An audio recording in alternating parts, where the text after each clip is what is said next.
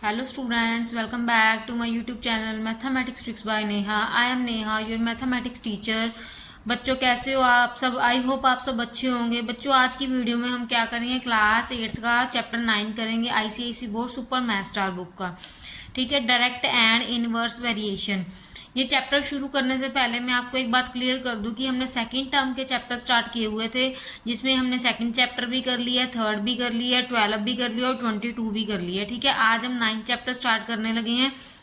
आपके second term के syllabus में ना टोटल 8 चैप्टर हैं, जिसमें से हमने 4 कंप्लीट कर लिए। आज 5th वाला चैप्टर करें, इसके बाद 3 चैप्टर आपके रह जाएंगे। उसके बाद सेकंड टर्म का सिलेबस आपका जो है वो कंप्लीट हो जाएगा। ठीक है, अब ये जो चैप्टर है डायरेक्ट एंड इनवर्स वेरिएशंस, इसमें क्या है, इसमें चलो करते हैं स्टार्ट। और स्टार्ट करने से पहले एक बात और, जो भी न्यू बच्चे हमारे चैनल पे फर्स्ट टाइम आए हैं वो चैनल को सब्सक्राइब जरूर कीजिए और बेल आइकन के बटन को ऑन जरूर कर दीजिए, ताकि आपको टाइमली टू टाइमली हमारी वीडियो मिलती रहे। ठीक है, चलिए स्टार्ट करते हैं बच्चों।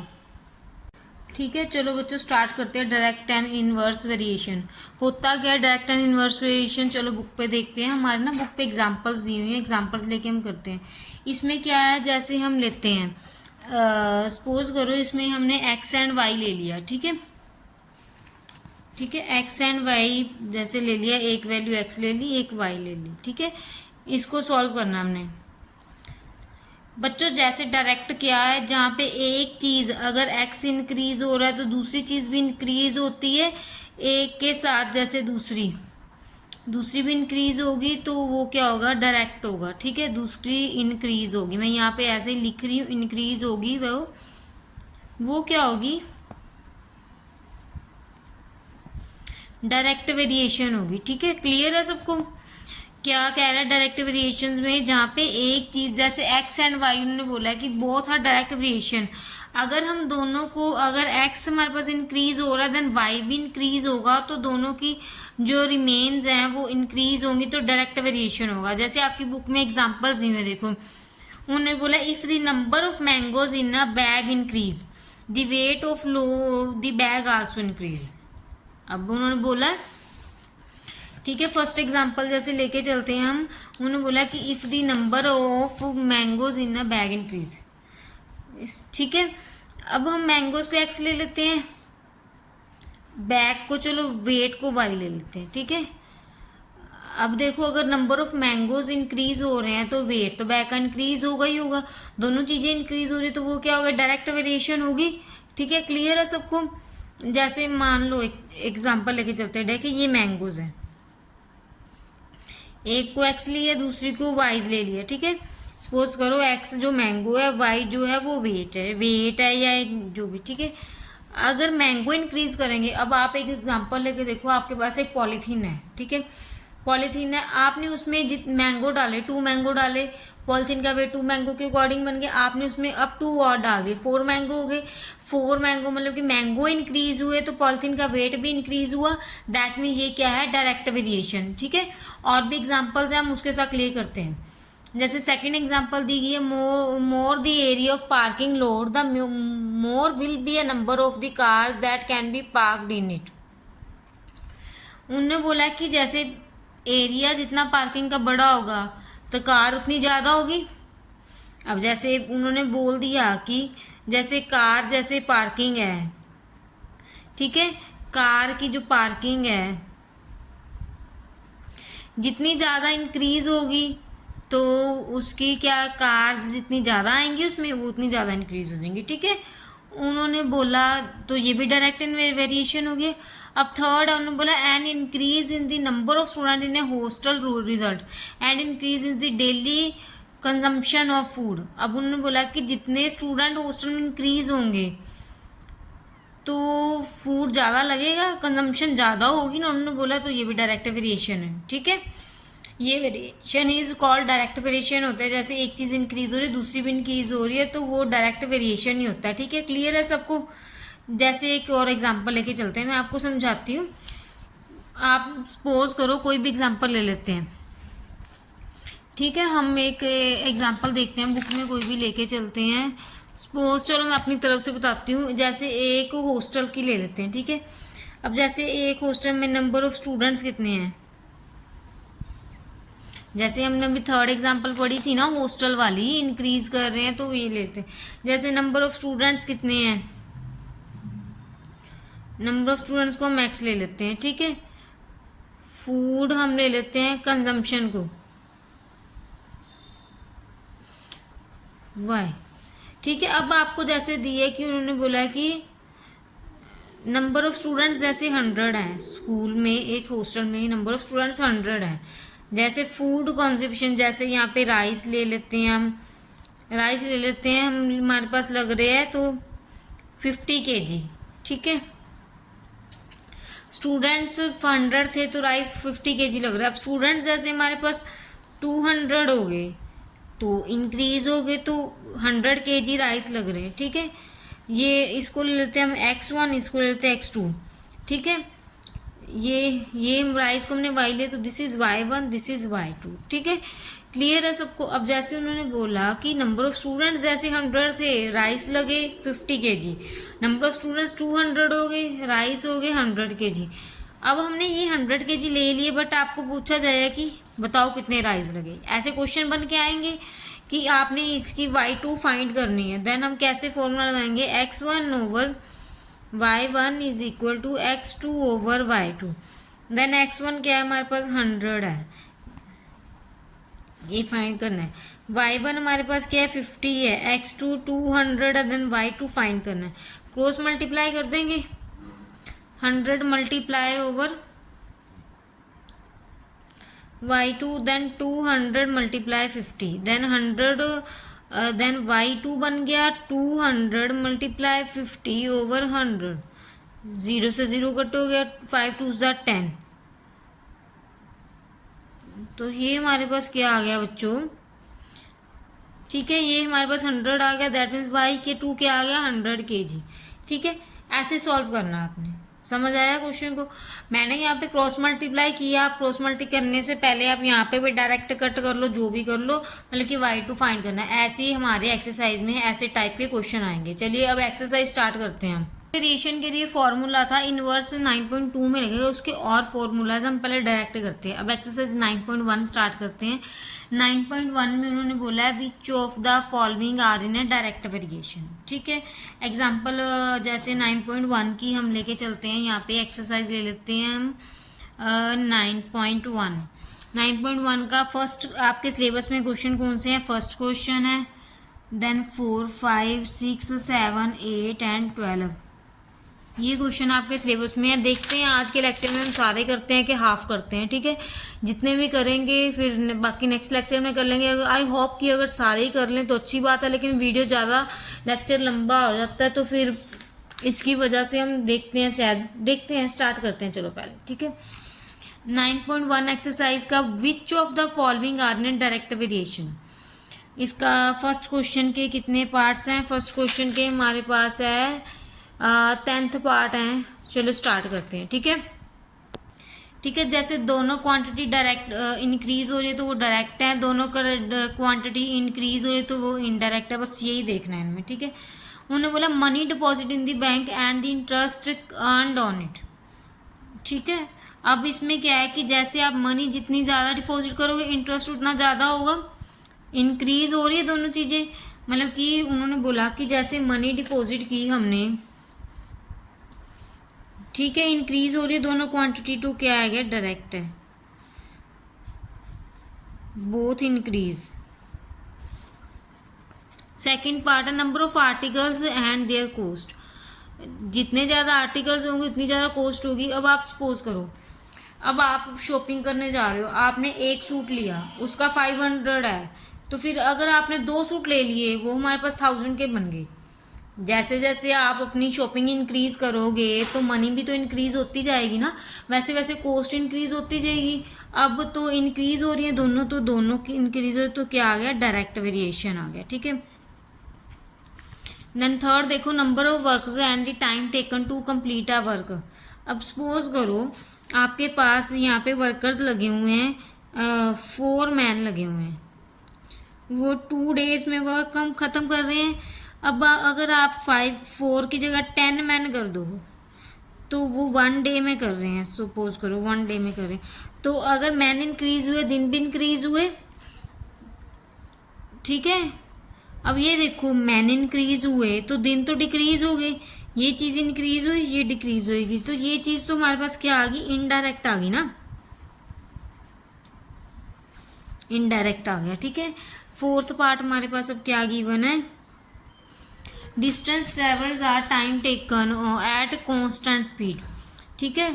कांस्टेंट स्पीड है, डिस्टेंस ट्रेवल कर रहे हैं टाइम टेकन का, तो कैसे करेंगे इसको, देखो अगर एक कार है सपोज करो वो 2 आवर्स में कवर कर रही है एरिए को, तो वो मतलब कि 100 में कैसे करेगी, जैसे जैसे बच्चे डिस्टेंस बढ़ता जाएगा टाइम भी बढ़ता जाएगा, तो दोनों ही इंक्रीज हो रही हैं, तो ये क्या है, डायरेक्ट है, ठीक है।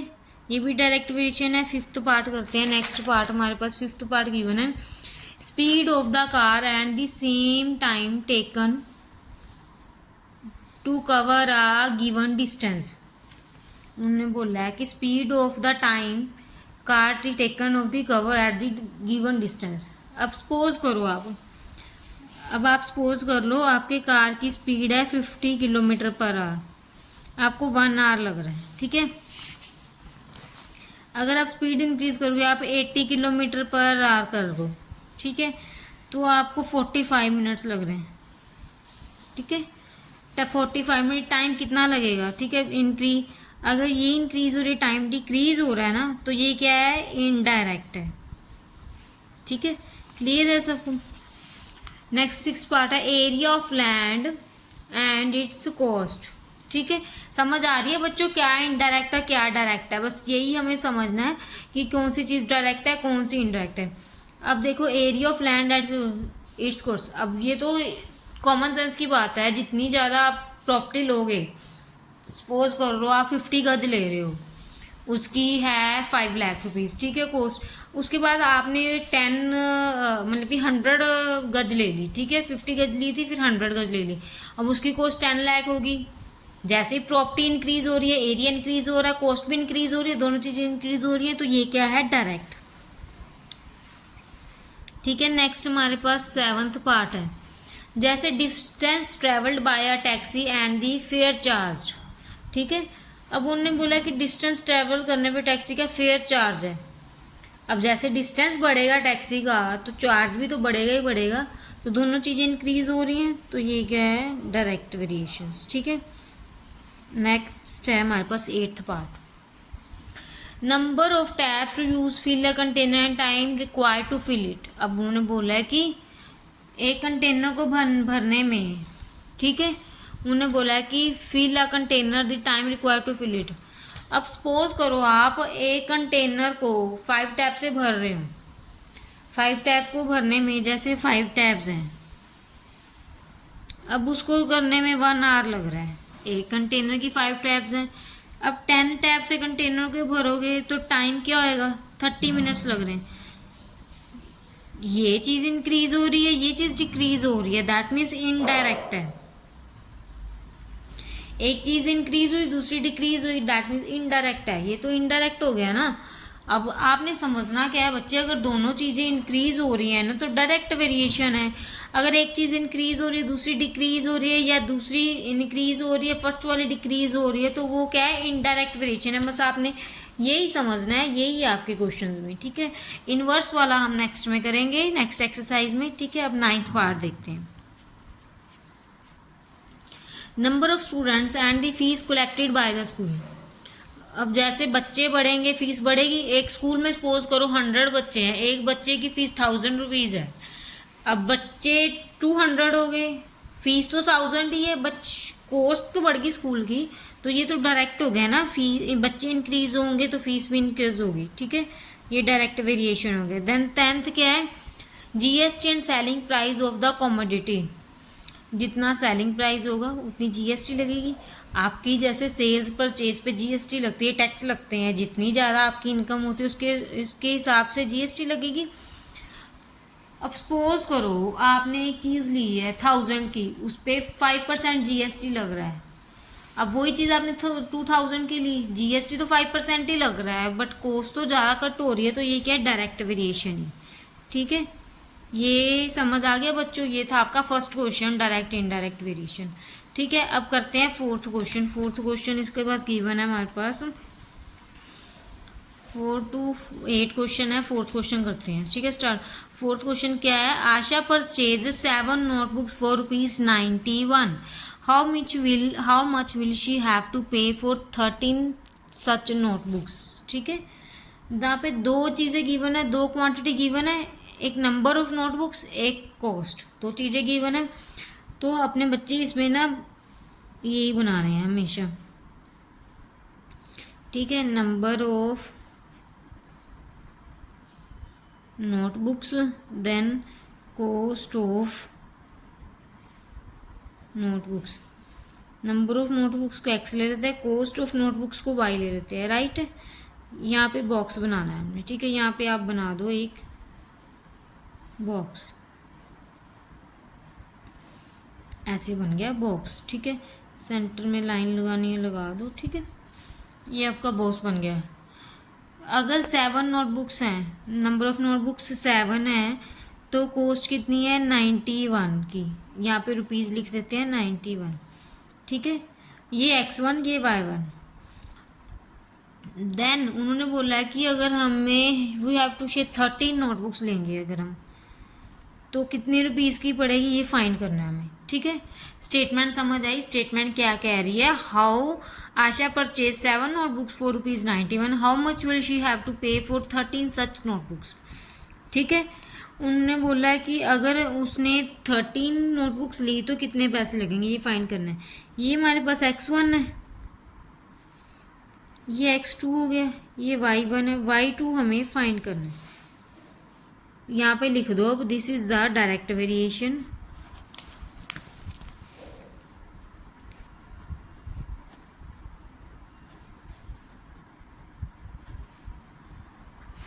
वो डायरेक्ट वेरिएशन क्या है? अगर नोटबुक्स वो ज़्यादा ले रही है तो पेमेंट भी तो ज़्यादा देगी। अगर 7 नोटबुक की वो 91 पे ले रही है तो 13 नोटबुक की वो कितनी पे देगी? जैसे this is the direct variation है, सो हम क्या लिखेंगे? So x1 over y1 this is equal to x2 over y2। x1 की वैल्यू 7, y1 की वैल्यू 91, x2 की वैल्यू 13, y2 हमें फाइंड करना है, ठीक है। ये आ गया। अब हम क्रॉस मल्टीप्लाई कर दें, यहाँ पे कटिंग कर दो, ये 7 1 7, 7 13 91, तो ये बन गया हमारे पास 1 over 13 this is equal to 13 over y2। Cross multiply करेंगे, y2 13 multiply 13 then y2 is equal to 169, y2 की 169 हमारे पास। इसका मतलब कॉस्ट ऑफ 13 बुक्स की 169 कॉस्ट आ रही है। ये आपके पास था फोर्थ क्वेश्चन, ठीक है, क्लियर है। नीचे लिख देंगे अब हम cost of 13 notebooks is equal to ₹169। ये आपका आंसर आ गया, ठीक है। ये क्वेश्चन ऐसे ही करने हैं। ये फोर्थ क्वेश्चन हो गया। चलो फिफ्थ क्वेश्चन पे चलते हैं अब हम। सामने है fifth number. Anu walk 600 metre in half an hour, ठीक है। What distance will she walks in 9 minutes. अब यहाँ पे डिस्टेंस एंड टाइम गिवन है, ठीक है। अब क्या बनाएंगे हम? डिस्टेंस को आप x ले लो, टाइम को आप ले लो y, क्लियर है। बॉक्स बना लेते हैं,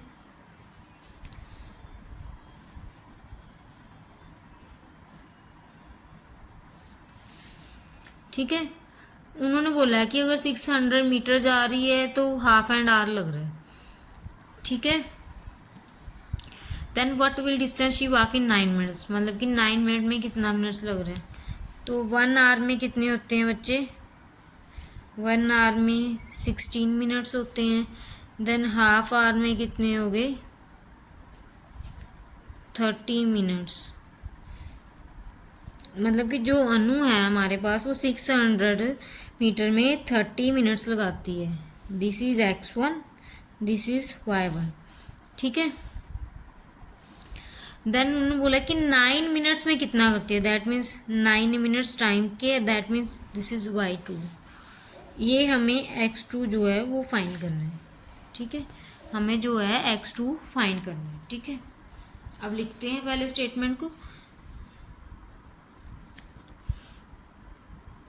x1 ओवर, अब बच्चे सच्ची आप एक चीज़ देखो, पहले डिस्टेंस था 600, टाइम था 30 मिनट्स, अब टाइम 9 मिनट्स है, दैट मीन ये डिक्रीज हो रही है। This is the indirect variation होगी कि डायरेक्ट वेरिएशन होगी। ठीक है, देखो कैसे। सो यहाँ पे आप लिख दो this is the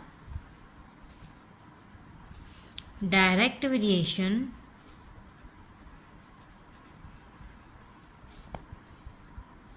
so x1 over y1 this is equal to x2 over y2। Direct variation ही ना बन रही है, क्योंकि 30 मिनट्स लग रहे हैं, तो मतलब कि ये चीज़ अगर डिक्रीज होएगी तो ये भी डिक्रीज ही होएगी, 9 मिनट से कम ही डिस्टेंस आएगा।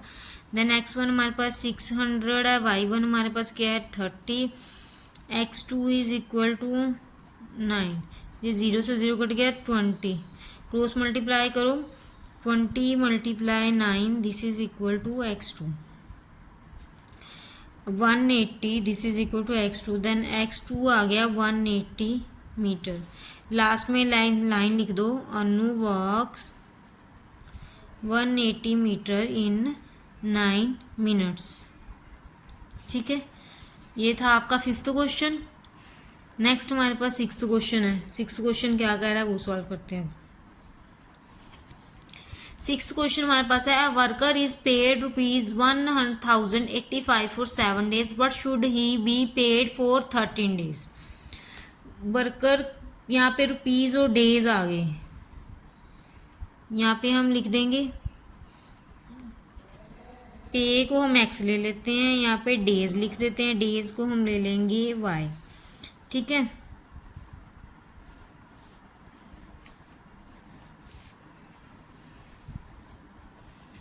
बॉक्स बना लेते हैं। ठीक है, अगर वो 7 days कर रहा है तो उसको 1085 मिल रहा है, this is x1 this is y1।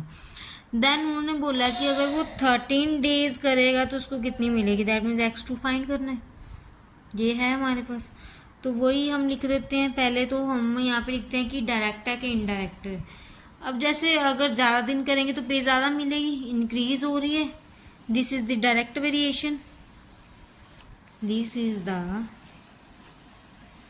Direct variations.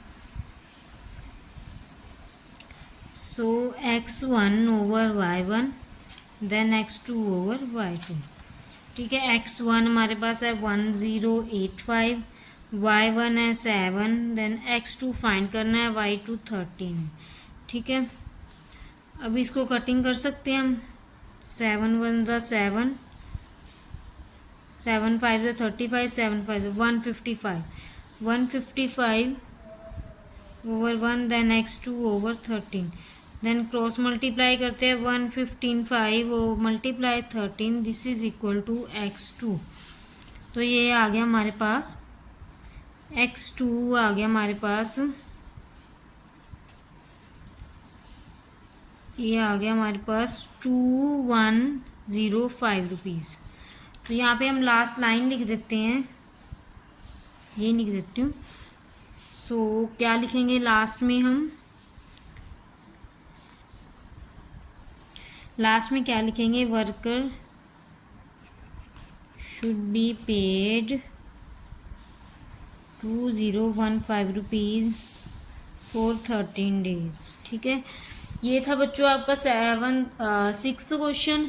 ठीक है, यहाँ पे आपका मैं ये लेक्चर ख़त्म कर रही हूँ। नेक्स्ट वीडियो में हम 7, 8 और 12 3 क्वेश्चन रहेंगे, वो नेक्स्ट लेक्चर में करेंगे। ठीक है, अगर आपको हमारी वीडियो अच्छी लगती है तो चैनल को लाइक कीजिए, सब्सक्राइब कीजिए और फॉलो जरूर कीजिए। थैंक यू सो मच बच्चों।